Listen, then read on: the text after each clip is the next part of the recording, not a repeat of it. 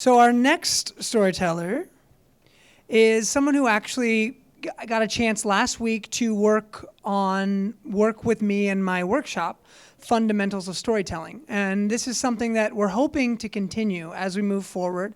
The idea is that a week before Full Circle, we would get together with whoever wants to, and we work on our story. Very, very basic story structure, but just to give you a chance to start to think about what stories you want to tell and how you want to frame it. So let's please give a big, warm welcome to Sylvia.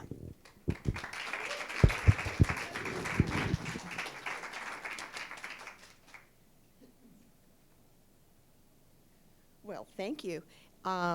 My story that I'm going to present tonight is not the story that we did at Full Circle, but it is about a new beginning. And it may seem sad, but it is a little sad, but I'm very happy about it.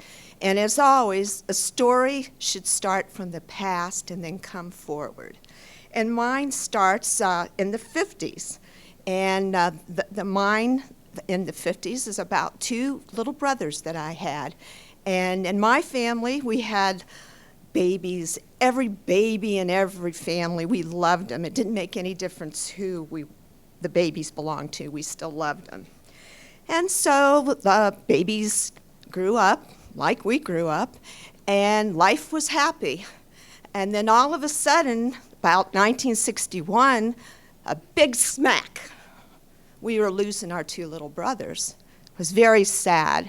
Very, very sad. And it wasn't really from a disease or anything, but I guess you might say it was a disease. It was the disease of poverty. And so we lost them in 1961. And then it was always just $50 and we could get these two boys back. So my whole life as a youngster was, oh, if we can get $50, if we can get $50, we could get the boys back. Well, that never happened, and of course, we all went through adulthood, grew up, and lived on. And about 1982, big changes in my life. I had my second child and had my house, and I thought, oh, I want those boys. I wonder what happened, because you start to think about that as you get older. So that was the big year, 1982. So we tried to find my brothers. Couldn't find him.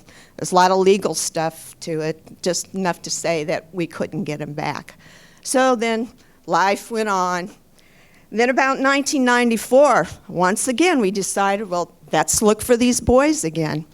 So we tried looking for them, and of course, never could find them.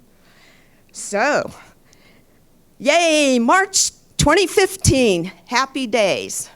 We said, well, I think we're going to try again. My mom had passed away, and that stopped some of the bounds of not being able to find them. So we found them. And my first conversation with my youngest brother was about the 20th of March, and I couldn't even talk to him. All he was doing was crying and crying and crying. But it was wonderful, and since that day, we've tried to bring our life back together, and that's a new beginning.